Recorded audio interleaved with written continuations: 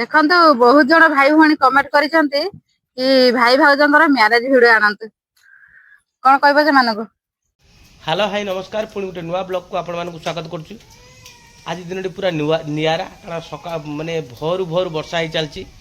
ବର୍ଷା ତ ଲଗାତାର ଲାଗିଛି, ଆପଣ ଆଡ଼େ ବି ହେଇଥାଇ ପାରେ ବର୍ଷା। ଏ ବର୍ଷ କିନ୍ତୁ ପ୍ରବଳ ବର୍ଷା ହେଉଛି। ଆଜି ସେ ନିଆରା ଏଇଥିପାଇଁ କହୁଛି, ଦାନ୍ତ ଘଷିବା ପାଇଁ ଆମର ବ୍ରସ୍ ନାହିଁ। ବ୍ରସ୍ ନାହିଁ ଯଦି ଆମେ ଆଜି କ'ଣ କରିବି ନା ଭାବୁଛି ଗୋଟେ ପିଜୁଳି ଗଛରୁ ଗୋଟେ ଭାଙ୍ଗିକି ଦାନ୍ତ ଘଷିବି। ଦାନ୍ତ ଆଣି କିଣିକି ଆଣୁ, ବ୍ରସ୍ ଘଷେ କେଉଁଟା ନାହିଁ। ପିଜୁଳି ଗଛରୁ ଆଜି ଖଣ୍ଡେ ଭାଙ୍ଗିଦେବା, ଭାଙ୍ଗି ଦେଇକି ଆଜି ଦାନ୍ତ ଘଷା ଏଇଥିରେ ହିଁ ହବ। ଏଇଟା ଆଜି ହେଉଛି ଦାନ୍ତ କାଟି। ଦୁସରା କୋଉଥିରେ ଦାନ୍ତ ଘଷିଲି ନା ଘଷି ଘଷି ନାହିଁ ଘଷିନୁ। ଆଜି ଇଏ ହେଉଛି ଆମର ଦାନ୍ତାଡ଼ି, ଇଏ ହେଉଛି ଆମର ଶାଳୁଆ। ଏଇଥିରେ ଦାନ୍ତ ଘଷା ହବ। ଆଉ କୋଉମାନେ ଏଇ ପିଜୁଳି ଗଛରେ ଦାନ୍ତ ଘଷୁଛନ୍ତି କମେଣ୍ଟ ମାଧ୍ୟମରେ ଜଣାଇବେ ନା କ'ଣ କହୁଛୁ? ମସ୍ତ ଏଇ ଦାନ୍ତ କାଟି ପୁରା ଶାଳୁଆ କାଟି ଭଲ ଲାଗୁଛି। ଆଉ ଯେଉଁ ରୁଆ କହନ୍ତି ନୁହଁ, ରୁଆ ଭଲ ଲାଗୁଛି। ଆଉ ପୁଣି ଆମର ଆଜି ଅଟା ନାହିଁ। ସକାଳୁ ସକାଳୁ ଅଟା ନାହିଁ, ଗୋଟିଏ ରୁଟି ହେଇଥିଲା, ପୁଅ ଖାଇଥିଲା। ଏଇଟା ମୁଁ ଭାଜିବି ଅଟା ହେଉଛି। ଆମ ଦୋକାନରୁ ସୁବିଧା ଟିକେ ନାହିଁ, ମିନିମମ୍ 2-3 କିଲୋମିଟର ଯିବାକୁ ପଡ଼ିବ।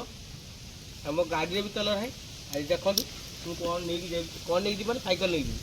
ଆମ ଘର ଠାରୁ କେତେ ଦୂର ଦୋକାନ ଦେଖିବ, କେତେ ଅସୁବିଧାରେ ଆମେମାନେ ରହୁଛୁ। ଗାଉଁଲି ଆଉ ଗାଉଁଲି ଲାଇଫ୍ ଏଇଆ ହେଉଛି ଗାଉଁଲି ଲାଇଫ୍। କିନ୍ତୁ ମଜା ଅଛି, ଗାଉଁଲି ଲାଇଫ୍ କିନ୍ତୁ ମଜା ଅଛି।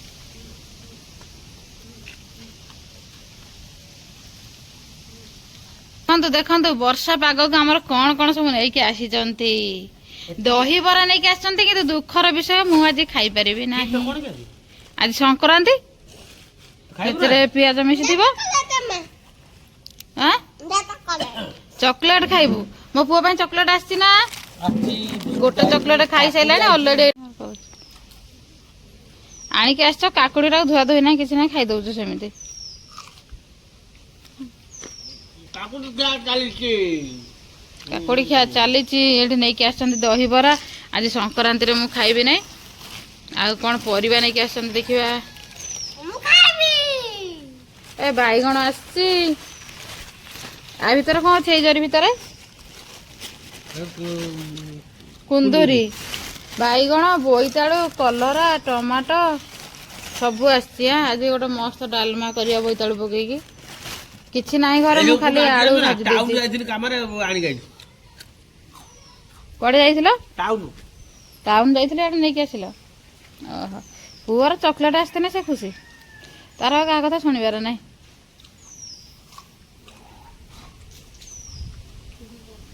ଲିପୁ ଆସିଲା ଦାନ୍ତ ଘଷିକି। ଆକ୍ଚୁଆଲି ଏଟା ଲିପୁ ପାଇଁ ଅପେକ୍ଷା କରାହେଇଛି, ଖାଇବ ବୋଲି ସମସ୍ତେ ନାଳ ବୋହିଲାଣି। ଲିପୁ ଆସିନେ ଖିଆଯିବ।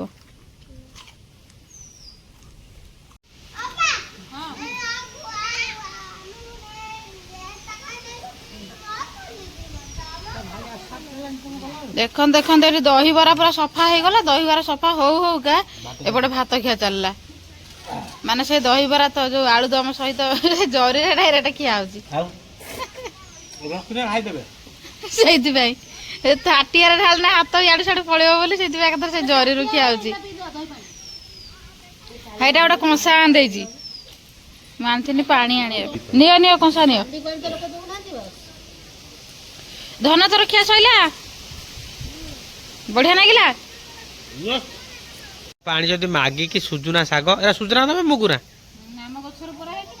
ମାଗିକି ନୁହଁ, ତାର ଆମ ଗଛରୁ ତା ବାପା ଟିକେ ଅଲଗା ଆଡୁ ଧରି ଆସନ୍ତି ନା, ମୁଁ ଭାବିଲି ମାଗିକି ଧରି ଆସିଛନ୍ତି ନା କ'ଣ।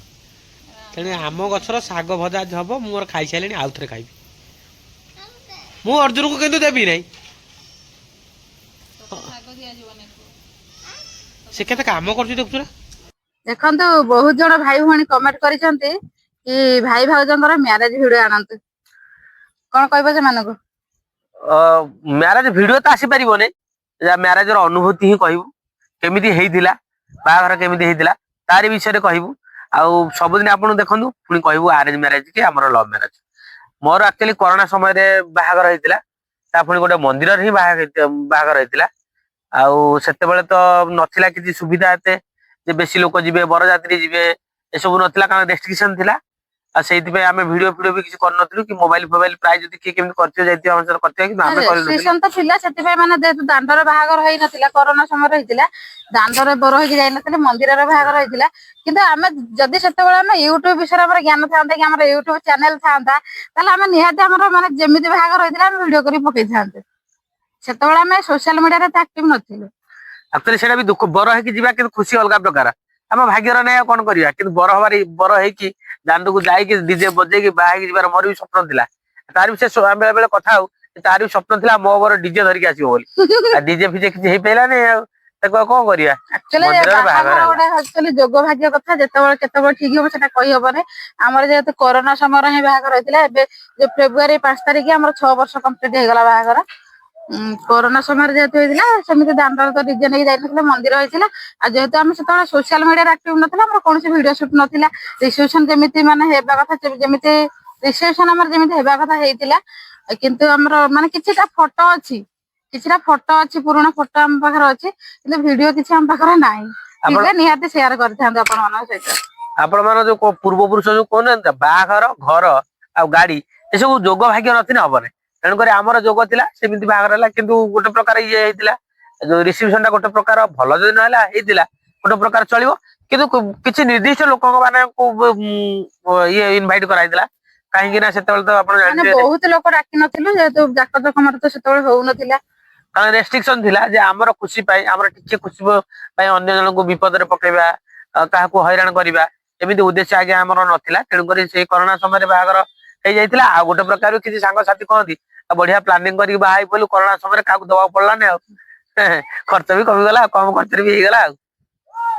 ମୁଁ ବି ମୋର ଯେତେବେଳେ ଫେସବୁକରେ ଫଟୋ କିଛି ଅପଲୋଡ କରିଦେଇଥିଲି ମ୍ୟାରେଜ ପରେ ମୋ ସାଙ୍ଗମାନେ କିଛି କମେଣ୍ଟ କରିଥିଲେ ଇରେ ଜୋତ୍ସ୍ନା ବାହା ହେଇ ପଇଲୁ କାହାକୁ ବି କହିଲୁ ନାହିଁ କାହାକୁ ବି ଜଣେଇଲୁ ନାହିଁ ସମସ୍ତେ ବି କମେଣ୍ଟ କରୁଥିଲେ। କିନ୍ତୁ ସେ ସମୟଟା ହିଁ ସେମିତି ଚାଲିଥିଲା ଆଉ କଣ କରିବା। ସମୟ ନେଇକି ସମୟର ତାଳକୁ ନେଇକି ମଣିଷ ଜୀବନର ମାନେ ହଉଛି ଏହା ମାନେ ସମୟର ତାଳକୁ ନେଇକି ଚଳିବାକୁ ହିଁ ପଡିବ। ଯେତେବେଳେ ଯାହା ହବା କଥା ହବ କିନ୍ତୁ କର୍ମ ତ କରିଚାଲିବାର ଅଛି କରିବାକୁ ପଡୁଥିଲା। ଆଉ ଏଇଭଳିଆ ତ ହିଁ ହେଇଥିଲା ଆଉ ହଁ ସେଦିନ ଗୋଟେ ଅନୁଭୂତି କଣ ସେଦିନ ପ୍ରବଳ ବର୍ଷା ହେଇଥିଲା ବାହାଘରକୁ ବର୍ଷା ପ୍ରବଳ ସେଦିନ ହେଇଥିଲା। ଆମେ ମନ୍ଦିରକୁ ଯାଇଥିଲୁ ୟାଙ୍କର ଅବଶ୍ୟ ଖାଇବାଟା କରିଥିଲେ ମନ୍ଦିରରେ ବ୍ୟବସ୍ଥା କରିଥିଲେ। ଆଉ ଯୋଉ ମନ୍ଦିର ପ୍ରଶାସନର ଯୋଉ ଭାଇ ଭଉଣୀ ମାନେ ଥିଲେ ସେମାନେ ବି ବହୁତ ସାହାଯ୍ୟ କରିଥିଲେ।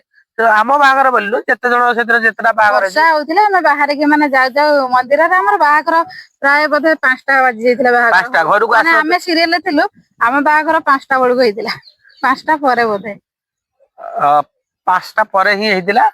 ତାପରେ ବର୍ଷାରେ ଆଉ ହିଁ 5ଟା ପରେ ହେଇଥିଲା ସବୁଠାରୁ ଗୋଟେ ମାନେ ମଜା ଇଣ୍ଟରେଷ୍ଟିଂ କଥା କି ମତେ ମାନେ ଆମେ ଯେତିକି ଦେଖିଛୁ କି ଘରେ ବାହାଘର ଟା ଯେମିତି ହୁଏ ଆକ୍ଚୁଆଲି ମନ୍ଦିରରେ ସେମିତି କରନ୍ତି ନାହିଁ।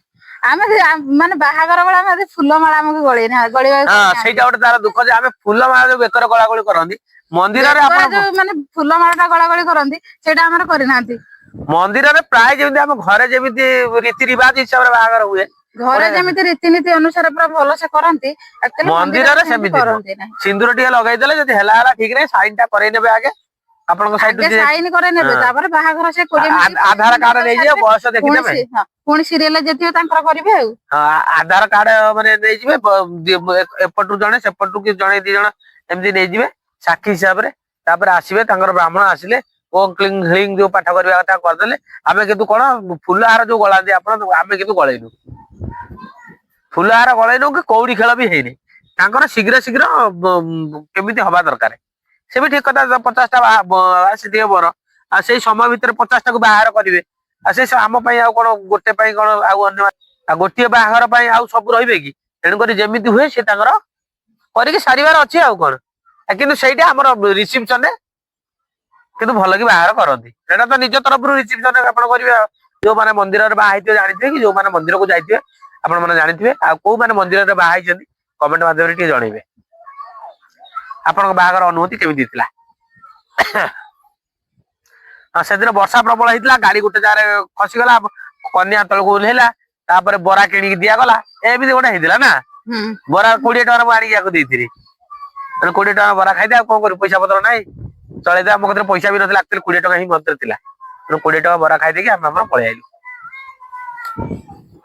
ତାପରେ ଆପଣ ଜାଣିଥିବେ ଝିଅ ବିଦା ହେଲା ଯେହେତୁ ୟାଙ୍କ ଘର ଗାଁରେ ଆକ୍ଚୁଆଲି କେଉଁଝର ଡିଷ୍ଟ୍ରିକ୍ଟ ଗୋଟେ ଗାଁରେ ୟାଙ୍କ ଘର ଯେହେତୁ ଗାଁରେ ୟାଙ୍କ ଘର ଗାଁ ଝିଅ ବାହା ହେଇକି ଗଲା ମାନେ କନ୍ଦା ବୋବା ଏସବୁ ଟଣା ଉଟରା ତ ଆପଣ ଜାଣିଛନ୍ତି ରହିବ। ଘରୁ ବାହାରିଲା ବେଳକୁ ମିନିମମ୍ 3ଟା ବୋଧେ ବାଜି ଯାଇଥିଲା, ମନ୍ଦିରରେ ପହଞ୍ଚିଲା ବେଳକୁ 5ଟା ହେଇଯାଇଥିଲା। ତା ଭିତରେ ସେ ଟଣା ଉଟରା ଭିତରେ ଚେତା ଥରେ ଦିଥର ଜଣେ ଗୋଟେ ଝିଅଟେ ବୁଡିଯିବ, ତାପରେ ତାକୁ ପାଣି ଢଳା ହବ, ତାପରେ 4 ଜଣ ଆସିକି ତାକୁ ବସିଲୁ କରିକି ତାକୁ ଆଣିକି ଗାଡିରେ ଭର୍ତ୍ତି କରି ବସେଇବେ, ଏମିତି ଗୋଟେ ଚାଲେ ଆଉ।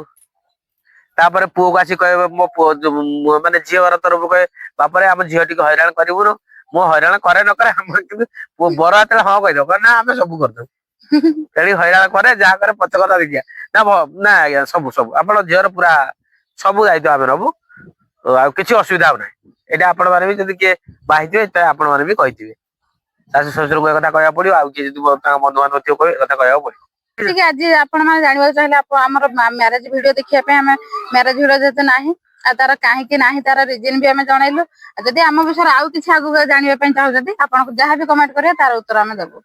ଆଜି ପାଇଁ ଭିଡିଓଟି ଏତିକି। ଯଦି ଭଲ ଲାଗିବ ଲାଇକ୍ କମେଣ୍ଟ ସେୟାର କରିବେ।